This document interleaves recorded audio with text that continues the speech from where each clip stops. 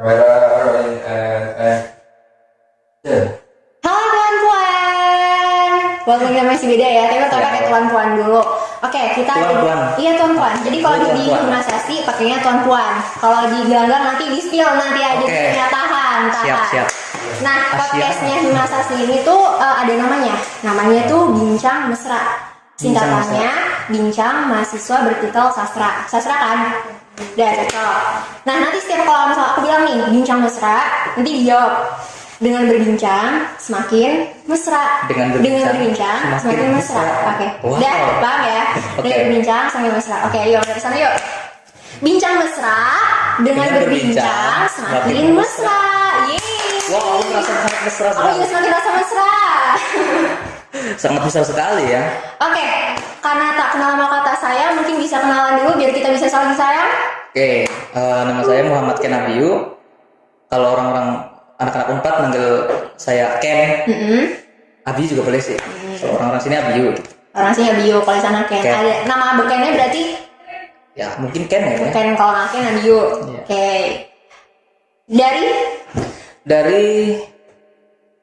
Di rumah. Dari rumah. Aku dari soal ini, jawabnya dari rumah. Oke, dari Universitas Pajajaran. Oke. Unpad. Kamu ada tangan dengan nama-nama. Muhammad Ken Abiyu dari Universitas Pajajaran. Nah, aku mau nanya pertama nih, sastra Indonesia kan? Sastra Indonesia. Oke, aku juga sastra Indonesia. Pertama kali jadi anak sastra, gimana sih rasanya? Pertama kali, ya, jadi anak sastra. Jadi anak sastra Indonesia, Unpad. Nah, lengkap tuh. Oh. Gimana? Kayak berat banget ya, anak sastra ya. Sastra Indonesia, Unpad. Sebenarnya pelajar sastra gitu. Pelajar. Lebih biar grade-nya nggak kelihatan.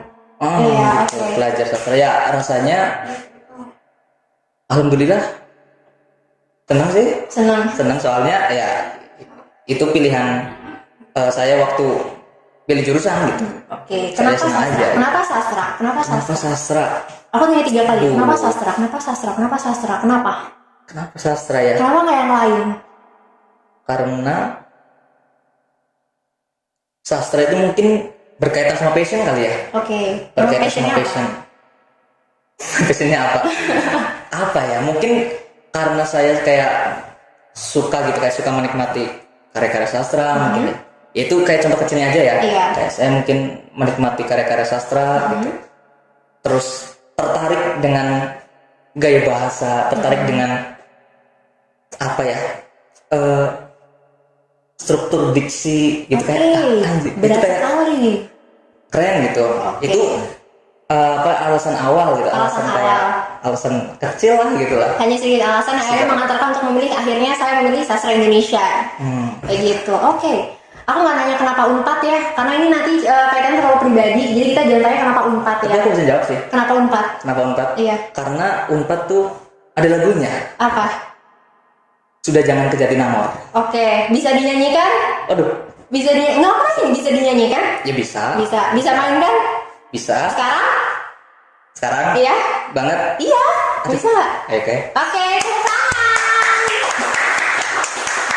Aduh, salah ngomong nih. Aku sudah mendapat umpannya. Bentar. Dari mana ya? Sudah jangan.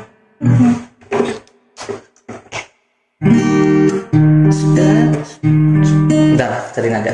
Iya, cari nada. Sudah jangan.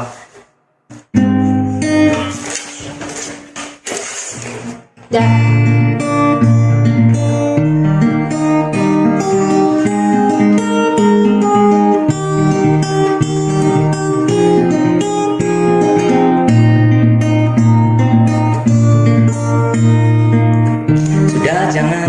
Jatinangor,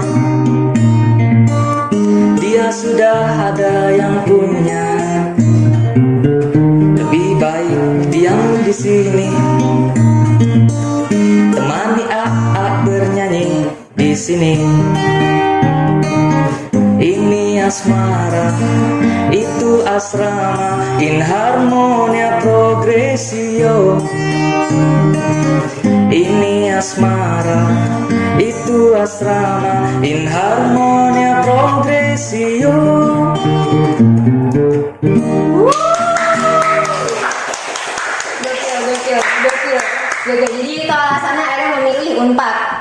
Iya, salah. Oke, salah satunya dari lagu itu ya.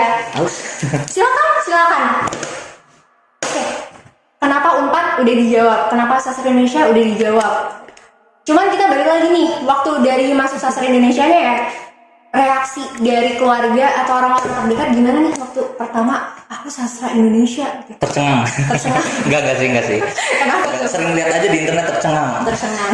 Oh jadi bukan jawaban nih? Iya. Oke, Bukan salah. jawaban, Ya, jadi jawaban. jawaban kamu adalah Alhamdulillah bangga, alhamdulillah bangga karena sebelum aku kan juga tipe orang yang sebelum milih sesuatu aku minta pendapat ke orang tua gitu, karena Ridho. orang tua tahu yang paling tahu tentang diri kita sendiri, bahkan mungkin dari diri kita sendiri kan.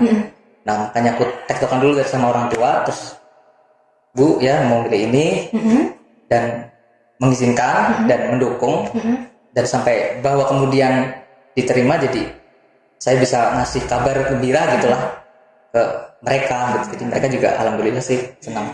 banyak orang terdekat mungkin Temen pasti juga ya gue selamat lah ya, biasa lah kayak teman-teman gitu. mungkin yang kerasa banget itu yang pas keluarga ya. Iya.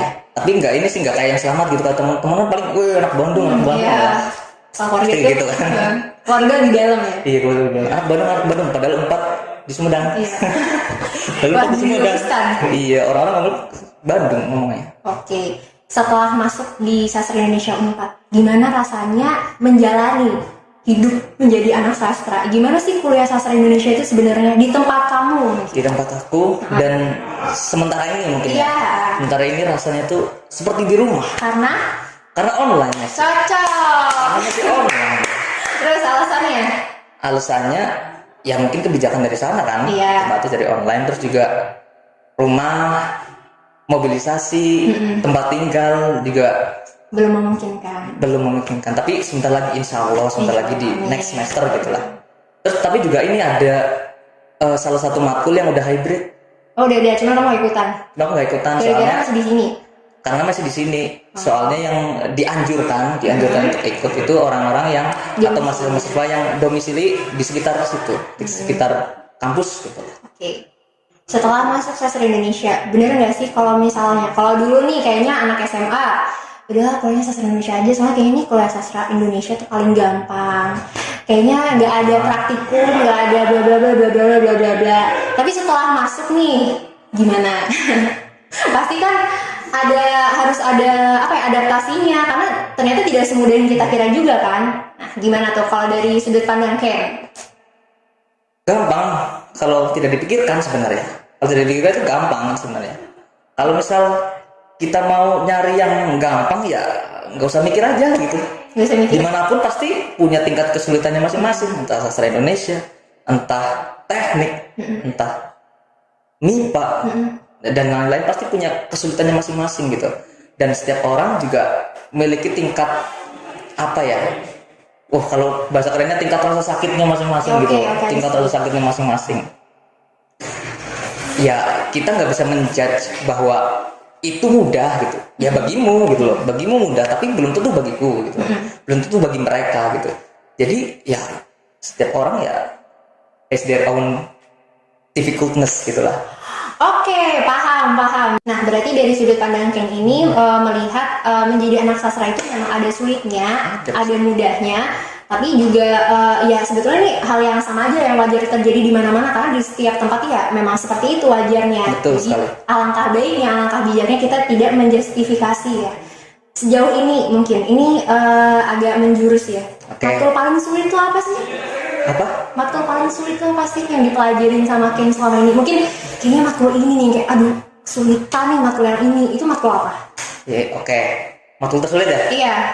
Ini aku nggak ngomong sebagai perwakilan dari jurusan sastra Indonesia ya, ini dari aku sendiri. Iya, dari pribadi. Berbeda-beda gitu. Takutnya aku ngomong gini jadinya orang-orang mikirnya Iya, enggak. ini susah. Santai. Morfologi. Kenapa tuh? Morfologi karena pertama banyak kayak apa ya, istilah-istilah yang harus kita tahu. Istilah linguistik yang berkaitan sama morfologi. Kan morfologi kan cabang linguistik kan. Iya. Yang berkaitan sama morfologi. Dan kedua, di setiap istilah ataupun di setiap indikator mungkin ya, ada turunan-turunannya juga gitu loh. Bercabang. Oke, gitu. Bisa konstruksi morfologis gitu, konstruksi morfologis. Ada 2 lagi, konstruksi sederhana, konstruksi rumit. Konstruksi sederhana ada lagi, konstruksi rumit juga ada lagi, ya gitu. Ya tantangan sih itu. Tantangan sementara ini berarti matkul yang mungkin bukan paling sulit ya, mungkin yang paling susah untuk dipahami. Iya ya, Paling menantang, yang mungkin menantang, yang paling menantang ya. Yang paling menantang ini sepanjang perkuliahan ini bagi Ken ini morfologi. Sepanjang jalan kenangan gitu. Sepanjang jalan kenangan perkuliahan sastra Indonesia bagi Ken adalah morfologi yang sepertinya menantang. Ya, terima kasih Pak Agus Nero Sofyan. Ya, mungkin Bapak kalau misalnya lihat Pak mahasiswanya, iya kan? Iya. Iya Pak mahasiswanya. Keren. Oke. SMP itu keren. Terkait dengan sastra Indonesia, gimana sih kamu untuk menanggapi tanggapan dari mungkin dari masyarakat ya, karena memang tadi kan kita udah sempat membahas kalau misalnya kuliah di sastra ini semacam ada diremehkan, kadang kita diremehkan, dianggap sebelah mata. Nah kalau di masyarakat ini kan mungkin ada juga yang mungkin punya anggapan seperti itu. Nah gimana sih cara Ken untuk menanggapi itu tuh bagaimana? Tanggapan orang lain gitu ya. Iya, cara menanggapi tanggapan orang lain. Cara menanggapi tanggapan orang lain. Iya. Kalau dari yang saya dengar gitu, yang aku dengar dari teman-teman atau dari teman-teman sastra Indonesia gitu, ya emang banyak juga ya kasus-kasusnya gitu.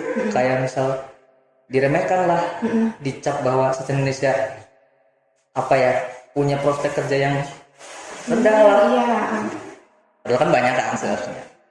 Dan pokoknya suara-suara itu yang sering aku dengar gitu. Tapi dari aku sendiri, dari pengalaman, dari secara empiris aku sendiri itu kayak nggak pernah sih. Nggak pernah. Berarti belum pernah ngalamin kayak tetangga atau tukang sayur atau lagi jajan ngalamin komentar seperti itu, belum pernah. Iya, belum pernah. Ya semoga enggak ya. Iya, dari aku sih belum pernah ya. Terus jadi aku mikir karena aku belum pernah, jangan-jangan itu tanggapan itu kan udah dari zaman bahula lah, dari zaman dulu, bahwa sastra Indonesia pasti dianggap kayak gini. Jangan-jangan nggak juga gitu loh maksudnya. Maksudnya kayak mungkin itu pikiran kita aja, pikiran kita yang mengikuti, yang tersugesti oleh statement itu loh. Iya. Pikiran kita yang tersugesti sama statement itu gitu. Tapi ya enggak, kalau aku sih enggak sebenarnya.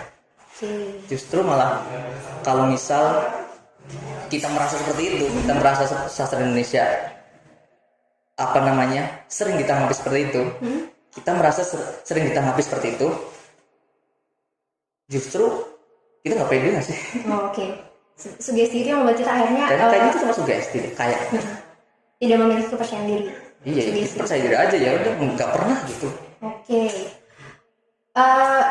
Di sastra Indonesia Unpad namanya apa ya? Gelanggang. Oke, Gelanggang sastra Indonesia Unpad. Sebelum kesana ini aku pengen nanya dulu, apa arti gelanggang buat Ken? Gelanggang sebuah organisasi. Sebuah organisasi yang mengajarkanku tentang yang mengajarkanku bahwa organisasi itu adalah sebuah kenyamanan. Organisasi bukan yang ribet, bukan yang yang mengintimidasi kita seolah-olah untuk bekerja. Tapi gelanggang ya is family gitu. Dan aku merasa itu. Dan gelanggang adalah organisasi pertama yang mungkin bisa membuat aku merasa seperti itu gitu. Itu sih arti gelanggang. Di rumah. Seperti rasanya seperti di rumah. Dan memang lagi di rumah masih di rumah. Oke.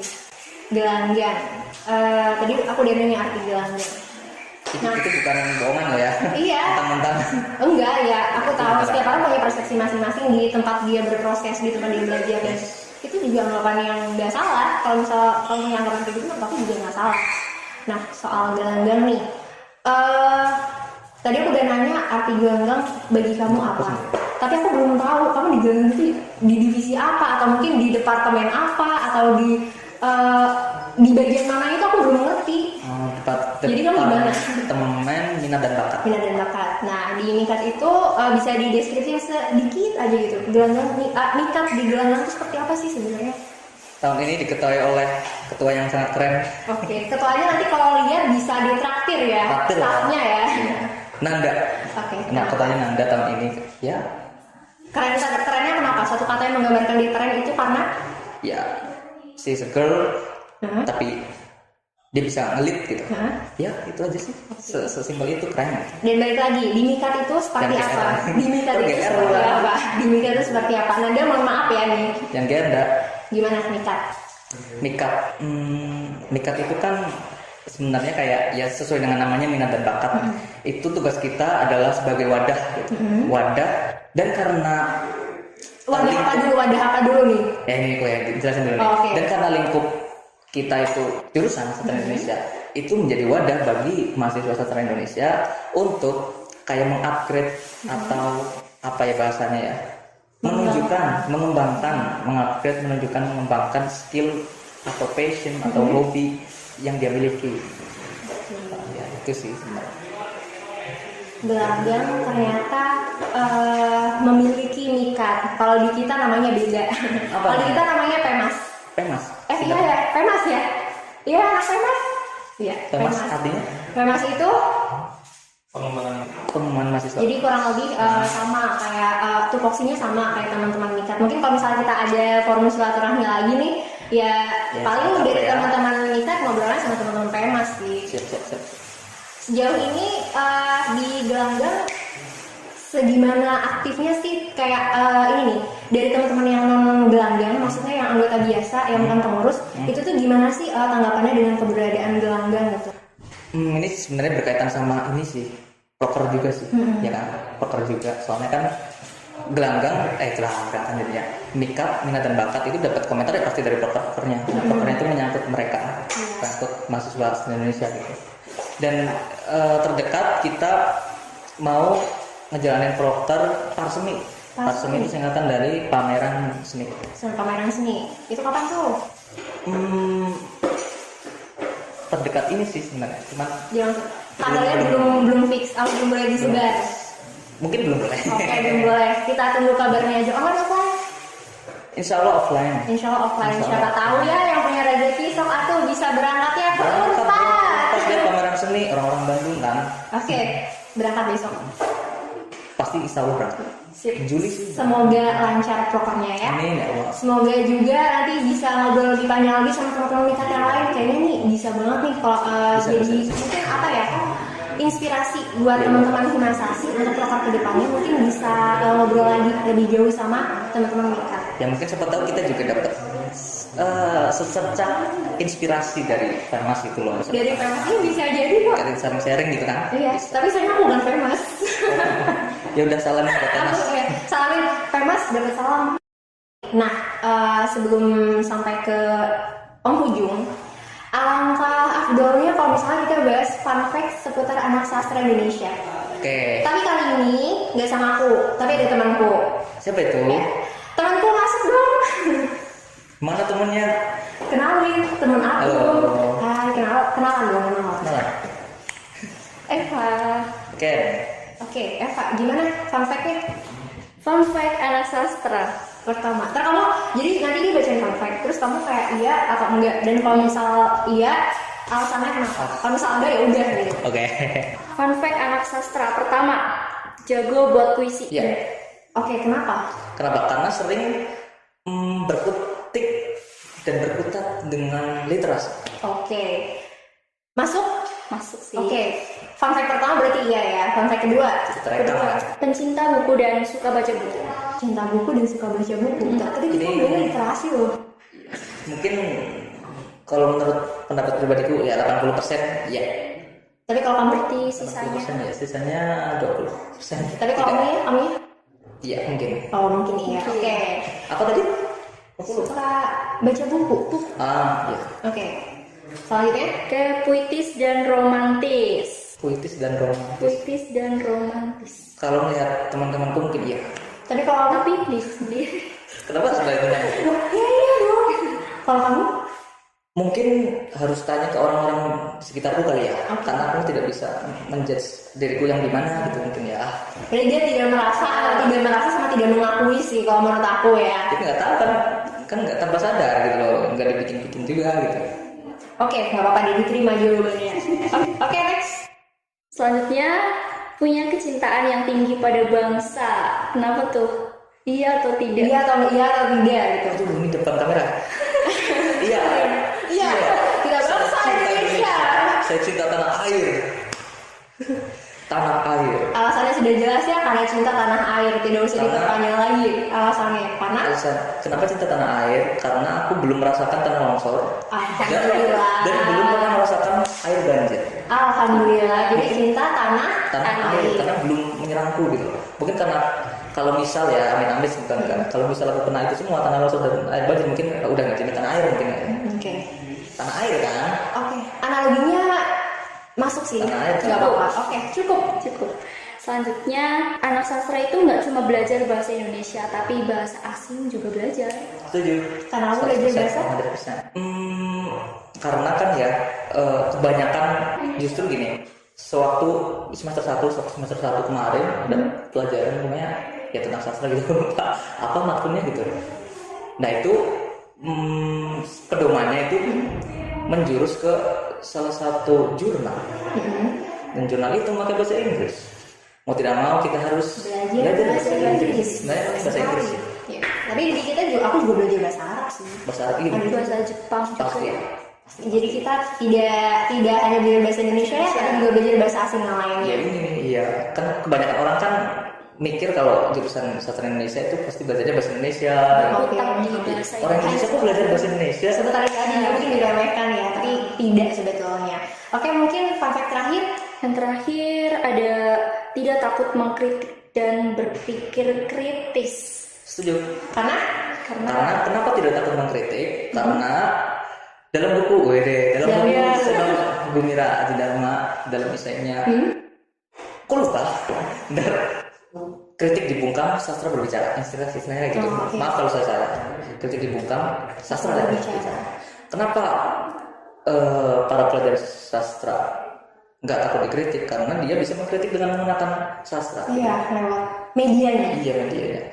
Karena kita kan nggak bakal apa maksudnya nggak dianggap maksudnya gini, kita nggak akan dianggap sebagai pengkritik ketika kita mengkritik dengan cara yang tidak apa ya tidak secara menohok gitu, tidak secara merongrong gitu. Iya. Itu dengan sastra ini punya banyak arti loh gitu loh. Kamu nggak bisa menjudge bahwa misal kita bilang tikus kantor, tikus kantor, kamu tikus berdasi ya bisa aja tikus berdasi gitu. Yang tulisnya pakai dasi gitu ya. Iya, jadi Oke. suatu hal yang apa sih namanya tuh yang banyak artinya tentang Berarti kesimpulannya setuju kalau misalnya anak sastra itu memang tidak takut mengkritik dan kritis. Oke, terima kasih Hadiu untuk kedatangan ke Sastra Indonesia. Aku dikit dong. Unsur ini gimana? Dikit dong. Hah? Ini juga bukan cuma yang apa namanya kita bilang anak sastra Indonesia kritiknya dengan sastra juga nggak harus juga. Iya. Banyak juga yang secara langsung berani juga gitu. Ya, ini hanya perbedaan aja ya, mungkin tergantung individunya seperti apa gitu. Betul sekali. Oke, makasih banget tadi udah datang ke sini. Makasih Ken untuk kehadirannya ke sini. Terima kasih untuk obrolannya. Terima kasih sudah berbagi. Mungkin bisa ditutup dengan closing karena udah ada gitar disiapkan. Closingnya silakan mainkan. Oke. Lagu apa nih? Terserah. Request. Aku Request dulu. Aku request dulu. Dari kamunya aja deh. Mungkin kalau kamu ada lagu bisa dimainin siapa tahu. Mungkin karena zaman sekarang ini sangat ramai dengan tren insecure mungkin. Ya. Ya. Jadinya. Di zaman ini gitu. Oke. Trending itu insecure. Padahal menurutku insecure adalah penjajah yang datang dari bangsa asing yang menjajah di Indonesia. Insecure bahasa Inggris kan. Dia menjajah ke Indonesia. Oke. Dan dia membuat Indonesia jadi heboh karena tren itu hingga orang-orang Indonesia itu Membudayanya sekarang. membudaya dan tersugesti Oke. mungkin ya pendapat pribadi. Jadi lagunya itu ada kaitannya sama insecure. Insecure. Oke, mainkan. Silakan. Aduh, kalau salah lirik maaf ya. Iya. Pelukku untuk pelikmu. Judulnya belum.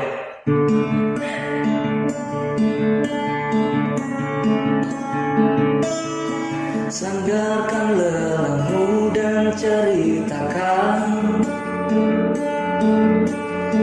tentang apapun aku mendengarkan. Jangan pernah kau merasa sendiri. Tengoklah aku yang tak pernah pergi. Oh, bagiku engkau tetap yang terbaik. Entah beramu turun atau naik, kadangkala tak mengapa untuk tak baik-baik saja. Kita hanyalah manusia, wajar jika tak sempurna. Saat kau merasa gundah, lihat hatimu percaya. Segala sesuatu yang pelik bisa diringankan